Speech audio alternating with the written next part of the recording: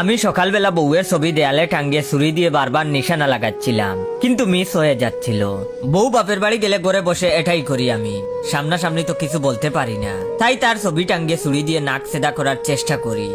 আফসোসের বিষয় একদিনও ঠিক মতো নিশানা লাগেনি। আজকেও তাই করছিলাম, তখনই বউয়ের ফোন এলো।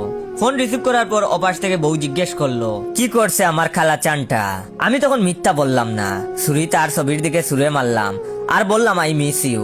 বউ তখন বললো, তাহলে চলে আসো শ্বশুর বাড়ি, তোমার শাশুড়ি তোমার জন্য বাইলা মাছ রান্না করছে পেঁয়াজ দিয়ে।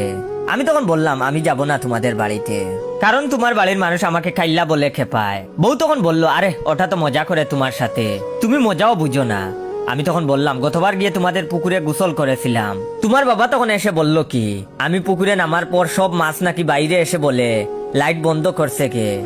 এটা কি ধরনের মজা বলো? বউ তখন হাসতে হাসতে বলল, আরে এসব নিয়ে ভেবো না, চলে আসো, তোমার শাশুড়ি তো তোমাকে ভালো পায় খুব, এই জন্যই তো বাইলা মাছ রান্না করে তোমাকে আসতে বলেছে।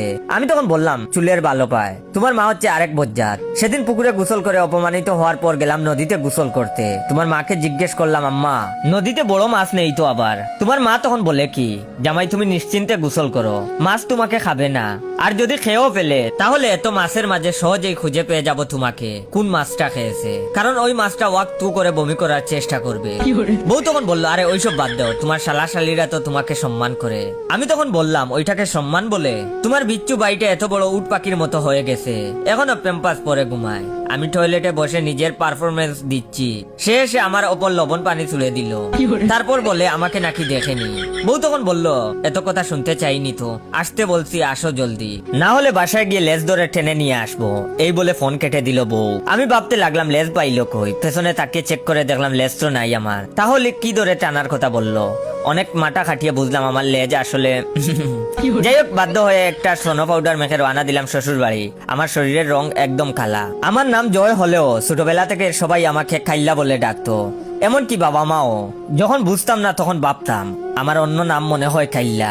মানুষের তো দুইটা নাম থাকতেই পারে, কিন্তু যখন বুঝ হলো তখন দেখলাম ওটা আমার নাম না, আমার গায়ের রং কালো, এই দেখে ওই নামেই ডাকে। এক সময় অনেক কষ্ট হতো, বিশেষ করে যখন মা বাবা খাইল্লা বলে ডাকতো। স্কুলের শিক্ষকরাও ওই নামে ডাকতো। সৃষ্টিকর্তার উপর তখন রাগ হতো, আমাকে এত কালা কেন বানিয়েছে, এর চেয়ে জন্মের সাথে সাথে মরে গেলেই তো হয়তো ভালো হতো। তারপর আস্তে আস্তে এগুলোর সাথে অভ্যস্ত হয়ে গেলাম। জয়ের নামটা শুধু সার্টিফিকেটে আর আইডি কার্ডেই শোভা পেল, সবার কাছে কাইল্লা হয়েই রয়ে গেলাম। আমিও মেনে নিলাম, হতে পারে কালা হওয়া অন্যায়, তাই শাস্তি হিসেবে সবাই আমাকে এই নাম দিয়েছে। কয়েকবার ভেবেছিলাম আত্মহত্যা করব, কিন্তু সাহস হয়নি। তাই আল্লাহর কাছে দোয়া করতাম যেন বড় কোনো দুর্ঘটনায় মারা যায়। ভাগ্যক্রমে নিজের অক্লান্ত পরিশ্রম দ্বারা সরকারি চাকরি পেয়ে গিয়েছিলাম। তারপর আর কি, এলাকার সবচেয়ে সুন্দরী বউয়ের জামাই এই খালাচান। আমার বউ আমাকে ভালোবেসে খালাচান বলে ডাকে, আমারও ভালো লাগে, কিন্তু শ্বশুর শাশুড়ি একটু ওভার মজা করে, তাই সেখানে যেতে ভালো লাগে না। যেদিন তাদের মেয়েকে দেখতে গেলাম সেদিন শ্বশুর আব্বা আমাকে দেখে হাসতে হাসতে বলছিল, জামাই বাবাজি মনে হয় বাংলাদেশ ব্যাংকে ব্ল্যাক মানির দায়িত্বে আছে। শ্বশুরের অবাক, বিশাল বড় গরুর ফার্ম আছে, 50-60টার উপর মোটা তাজা গাই, প্রতিদিন কমপক্ষে 150 লিটার দুধ বিক্রি করে। উনি মারা গেলে কম করে হলেও 15টা গরুর মালিক আমার বউ মানে আমি হব, সেই আশাতেই অপমান সহ্য করে যাচ্ছি।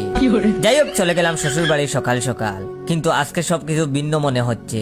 আমি গিয়ে পৌঁছাতেই শাশুড়ি এসে শরবত দিল, আমার মাথায় হাত বুলিয়ে কাঁদতে লাগলো। আমি তখন বউয়ের দিকে চোখের ইশারায় জিজ্ঞেস করলাম, কান দেখেন?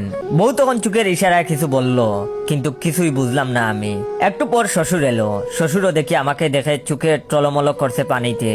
আমাকে আজ খাইল্লা না বলে জয় বলে জড়িয়ে ধরলো। আমি তখন জিজ্ঞেস করলাম কি হয়েছে, কিন্তু কিছুই তিনি বললেন না। এরপর শ্বশুর আমাকে নিয়ে গেল গরুর ফার্মে, একটা কালা গাইয়ের সামনে বসিয়ে বলল, এখানে একটু বসো বাবা, কিভাবে দুধ দুইতে হয় আমাকে দেখে শেখো, আমার মৃত্যুর পর তো কয়েকটা গাই তোমারও হবে। আমি তো তখন মনে মনে বেশ খুশি হলাম এটা শুনে, তবে মুখে বললাম, না না না আব্বাজান, আপনাকে আল্লাহ দীর্ঘায়ু দান করুক। শ্বশুর তখন কিছু না বলে কালা গাইয়ের দুধ দুইতে লাগলো। গাইটা আমার দিকে অপলক দৃষ্টিতে তাকিয়ে আছে, দেখলাম তার চোখ থেকেও পানি পড়ছে। এর মাঝে শাশুড়ি এসে আবার আমাকে পিঠা দিয়ে গেল। আজ খুব আদর যত্ন দেখে মনটা খুশিতে ভরে গেল। দুপুরবেলা খাবার টেবিলে বসে আছি, শ্বশুর গিয়েছে গোসল করতে, বউ আর শাশুড়ি রান্না করে। তখন দামড়ার শালা এসে বলল, দুলাভাই কি করো?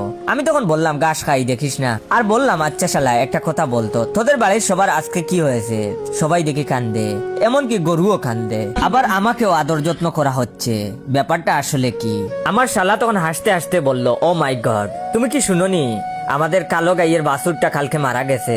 বাছুর সামনে না থাকলে গাই আবার দুধ দেয় না, এই জন্যই তো তোমাকে দেখে এনে কালা গাইয়ের সামনে বসিয়ে দুধ দুইছে আব্বা, কারণ বাছুরটাও ছিল তোমার মতো কাইল্লা।